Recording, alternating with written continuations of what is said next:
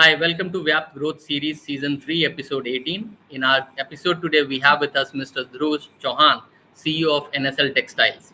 With more than 2 decades of experience in textile industry, Dhruv has a proven track record of driving business growth and operational excellence. Let's welcome Dhruv in VYAPT Growth Series.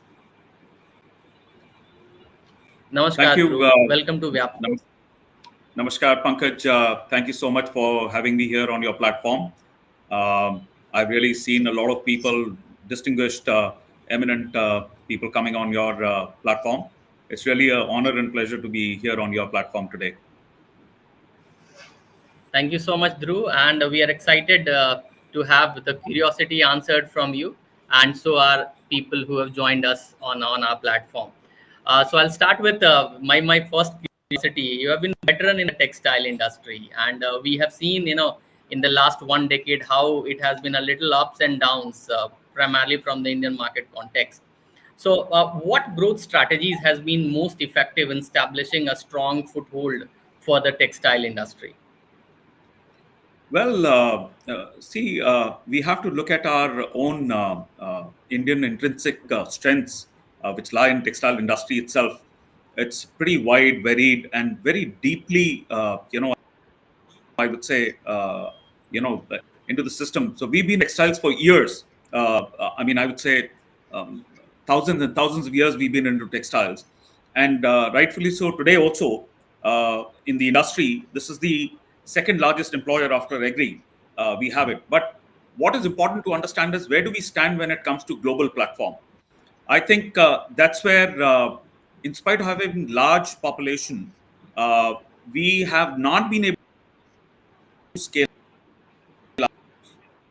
what would have been expected out of a country like ours, which actually a lot of employment generation, a lot of employment to happen. So, if I would take an example of what China actually set as an example, way back in 1970s, when they focused on that they wanted to be world's manufacturing hub, I think they did a wonderful job, and their textile became one of the major investments they did in manufacturing.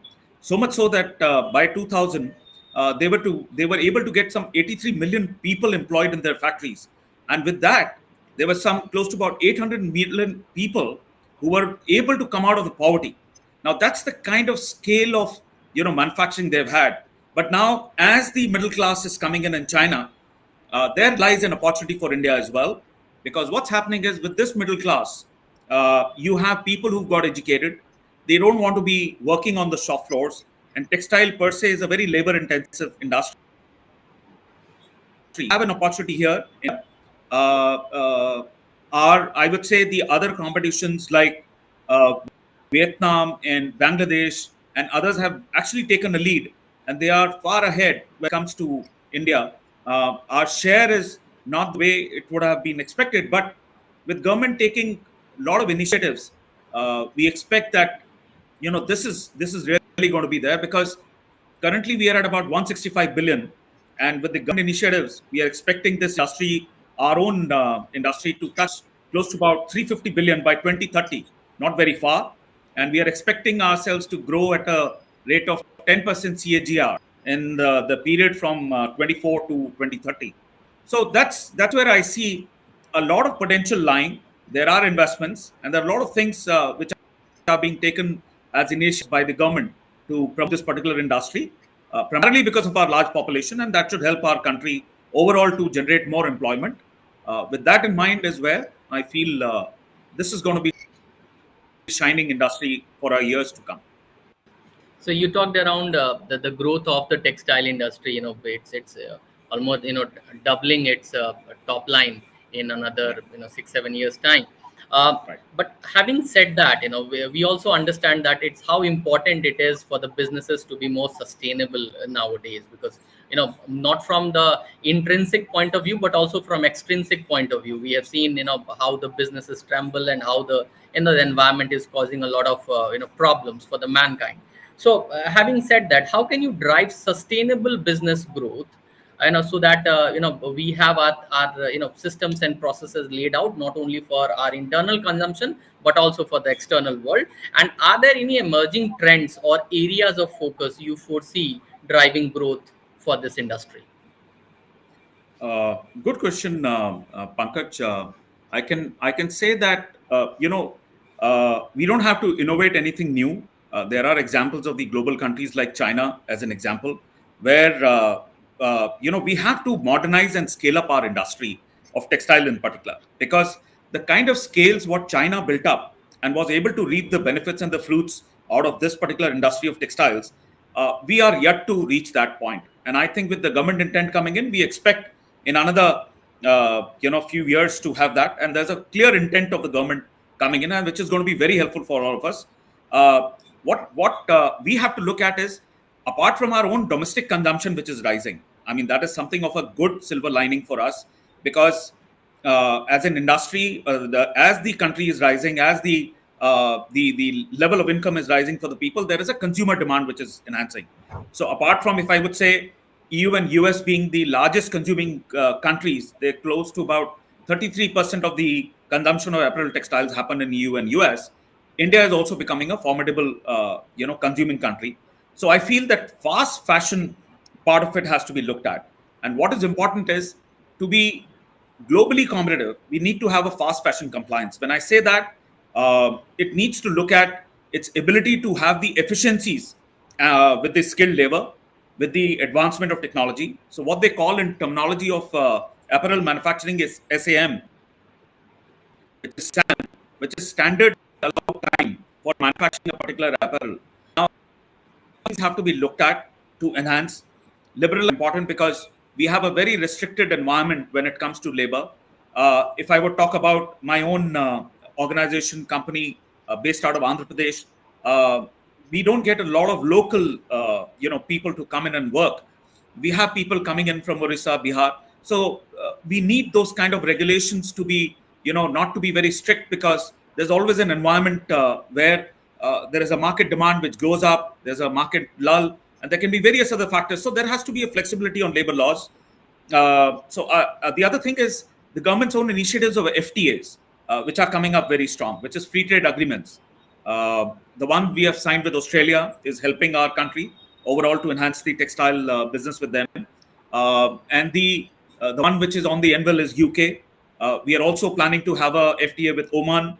So several other these kind of FTAs will help us, because that will unwind and allow our country to have the business with these kind of global countries. Investment in R&D is very crucial. As the whole the disruptions are coming in, there is a new fashion changes every day. So shelf life of fashion is very, very less now. Earlier it was just, you could buy a garment and wear it for the whole year. Today Zara's and H&M's of the world are showing you as to how quick turnarounds, Uniqlo's of the world are showing us how quick turnarounds, how quick thinking is important. So investment in R&D is important, and government is taking initiatives on that also, on technical part, technical textile. Skill development, I stated earlier, is a very, very crucial one. Again, the government has taken initiatives on PMKVY. Those kind of schemes and policies which have come in are going to help. And I feel another important part is improvement of infra, which is transportation and power, with the sustainable power and all that coming in. Hopefully, we should get that kind of a support coming in, and industry should be taking all these advantages to sustain the growth. That's what my thought is. You talked about that this particular industry, textile industry, also generates a lot of employment, not only at the top level but also at the very bottom level, so that a large part of the people can get employment for this particular industry. Having said that, and you're talking around that we are looking forward to doubling the top line for our industry in coming years time, 5-7 years time, with a CAGR of around 10% in India. So looking at the diverse market the textile industry caters to, how crucial do you consider the adaptation or localization of products or services to generate further employment? And this one initiative is not only an initiative of Indian government, but if you look at any government across the world, they are looking at how can you actually make in their own country to develop that kind of an employment. And are there any specific technological advancements that have significantly contributed to the success of textile industry? So, again, a very right question. And I stated in my earlier thought that the Indian consumer itself is rising, the consuming aspects are rising. So everything we are looking at is make in India for the Indian consumer. What we are seeing is a lot of the outside manufacturers and the brands have started coming in. They want to invest out of India because they feel this is the place. And trust me, I mean, the kind of numbers they show in the last 4 5 years, the big brands, global brands have come in and they're growing at the rate of 65%, 70%. Now, those kind of growth rates are possible when they are very well aware as to what the consumer of a particular country needs. And they've been able to find out and touch that part of the Indian consumer also. Now that everybody else is also trying to make up, what is important is we have, if anybody who has to look at a consumer of a particular country, place, it definitely has to look at the adaptation and the localization part of it. What is the taste and preferences? What is the cultural reference has to be taken into consideration? What can be design and product? What value for money is required for the local consumer? That all has to be looked at. Now, indication is coming in is that synthetic, place the space for the textile industry. That is something which is there apart from natural fibers. What my company NSL Textile does, which is also a very large portion. But we are significant shift. If I go back to 1972, natural fibers were 80% of the constituent of a particular apparel. Today, it has gone down to close to about only 20%. And synthetic has, and the synthetic apparel has reached higher numbers. 65% of the polyester demand is there. I mean, polyester caters to that kind of a demand. Cotton has come down to about 23 to 25%. So there is a shift in the buying mode. That shift is the adaptation which is required. So I understand a lot of initiatives have been taken by the government already to promote the local industry, which is the synthetic industry, apart from supporting the natural fiber industry as well. All these things are being taken care of. And I would say that, we have to look at the industry. Nobody could have expected that you would have a McDonald's coming in India and serving you Mac and Mac spicy. Any other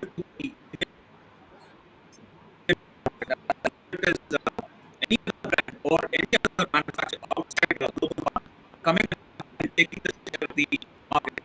So similarly is where every organization, every industry person has to take care, and textile is not looked at. And I must tell you about our company. We are NSL Textile is very uniquely positioned. When I say textile, manufacturer, but I must tell you that we are not unique. I think we must be any. We are more like Starbucks. The way Starbucks offers various coffee options to consumers. We are offering the hybrid, potency hybrid makers. So they are offering solutions to buyers to what kind of the output taken of those cotton is where we are manufacturing the yarn and shipping out to some of our Japanese. Some of the Europeans have shown interest. So that is the kind of customization is happening, and that is where we also, are taking care of it. So it's very, very crucial to look at customization of local consumer across the countries on various countries. Dhruv, we just lost you in between a little because of some internet fluctuation, but that's okay. We understood, that this particular sector is going to grow to the next level, and you talked about some of the technological advancements and the employment this industry is going to cater to. So after our talks on the industry, textile industry, we move on to our flip round where the guest becomes host and the host becomes guest. So we have a question to you, which is what has been the most Okay, so in fact, you will be asking a question to me, uh, wherein I have to Okay. answer that question within 30 All right. seconds. Oh, great, Pankaj. So I would say that what has been the most rewarding aspect, particularly challenging from the client perspective to you? I think, Dhruv, this is a wonderful question, and I think this kind of challenge comes to us in around 20 to 30% of our clients, because today in this dynamic scenario, many of our clients are looking for solutions which are low hanging. But in order to have that sustainable solutions for whatever challenges, the business challenges they are facing, it's always important to look it from a broader perspective, that how these solution can benefit the client for a longer term. Now, having said that, we partner with our clients for longer term solutions which benefit our clients for long term. Now, just to give you an example, so this was for one of the organizations which was there into building material industry, and they're looking at how they can increase their market share. Okay, so one of the solutions which are provided, why don't they look at tier 2 and tier 3 cities, uh, and they were more capitalizing on the tier 1 because that was giving them a very good business, and they were seeing a good growth rate primarily. So our consulting help them in understanding why it's important to get into these tier 2 and 3 now, because they'll be able to reap the benefits in another 3 to 4 years time, because it's important to create a market. It doesn't happen overnight. So while they are getting benefits of tier 1, obviously the other benefits is going to come up as they try to scale up the business in 3 to 4 years time. So when we started, and this I'm talking about way back around 3 years back, wherein we did an intervention. So after the intervention, the people were really happy in terms of understanding that how important it was to start that initiative 3 years back, because they actually helped it today. So it's important to have. So what I want to say is it's important to have long term prerogative and long term consulting partners for the any company to grow to the next level of growth. And I think this particular part has been one of the challenging part, and luckily or unluckily, it has not been with only one client. It has been with the several clients. As I told you, around 20 to 25% they come in under this picture. Oh, fantastic. So Good to know thank that, you, Pankaj. Dhruv, for yeah, thank you, Dhruv, for asking this question. I move on to the next round, which we call it as learning on the go. And now I have a question for you, which is, and my curiosity around it is, can you narrate an incident that has been a source of incredible learning for you? Uh, I think my answer lies about the third question which you had about on adaptability. Uh, I would say, and I would go back to my close to about 20 years back.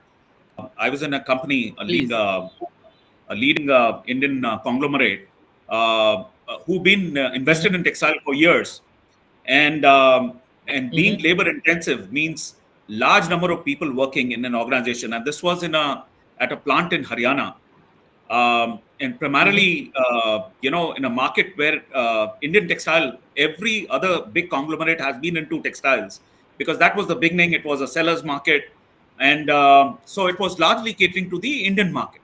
It was not the very exports kind of a market. And so this particular brand being sold in India, everybody was used to. But as the things changed, the Indian market started. You have a challenge on your bottom lines at times when you are not, when you are heavy on your capital investment, on your labor and everything. Global part efficiencies were the key part of it. Now, challenge in this part of it was there's a part of it that sets in with the way people work. So if you've worked for 30 years or 25 years with the kind of force, they get left with a particular mindset. And the only way for the company to survive was to change the mindset to the global outlook. That means every part about technology, quality, the outputs that are required by these global buyers, all that was very, very critical. Now to change that humongous mindset of every person was a very difficult task. And fortunately, I was there as the head of the sales, trying to get these large American buyers into that company. At that time, it was 40-year-old company already. But to do that, to make everybody understand, was a major for all of us. And trust me, to change the people in Haryana was was getting even better. Or, always a let people know what it for them, how will it help them, and how will they, continue to thrive, survive, progress. I think everybody changes, and it so happened that people changed. They were able to up themselves on the quality standards, the supplies, everything to the levels of what in US, and that helped this company to turn around. And this was way back in 2006. Trust me, date today this company is still there, although they are out conglomerate which is large in India. It's been taken over by the other one, but the reason for them to be bought was also because they were unique. In spite of their machineries being old, it was the people who were making a difference. And that is what helped me to realize and learn that actually it doesn't matter how old or machines or technology you can have old, but if people can change, if people can synergize, if people can contribute towards a common objective, which the leaders make it clear to them, it makes a difference, and any company can change themselves. So till now, today, from that 90% of Indian market, today it's just the flip. 90% they're doing global and brand business, and only hardly few, maybe meters might be going into the Indian market, and they're still thriving, they're surviving, they're doing great, and they all thank that turnaround which happened at that time. This was in 2006 and 7. So that kind of a learning So assignments is a very similar task where we are trying to change the mindsets of our people to make it better. And everybody does. I mean, that's how the government is trying to drive with the people in India as to how we have to make better, how we will be able to have this Amrit Kal thing and all that being, invested by the government, driving the whole force, Make in India coming in. So those kind of changes do happen if you have the conviction, if you are able to give the clarity to the people. And that's where I felt that was my biggest learning ever. So now I'm not very averse to any challenges whenever they are thrown at me. I feel turnarounds are possible anywhere, or the growth and trajectories are possible everywhere. That's what I feel. yeah, so that's a confident Dhruv talking about the growth of textile industry. And Dhruv, you rightly talked about the people are center to any business, and if we can take care of the people, obviously people will take care of our business. But the kind of plethora of experience you have, and the kind of curiosity you have answered in our VYAPT growth series. Thank you so much, Dhruv. It was really a pleasure having you on our platform. The immense knowledge you had. Obviously, we had a little bit of issues on internet, but that's okay with the kind of age we are in. The fluctuations can happen at any point of time.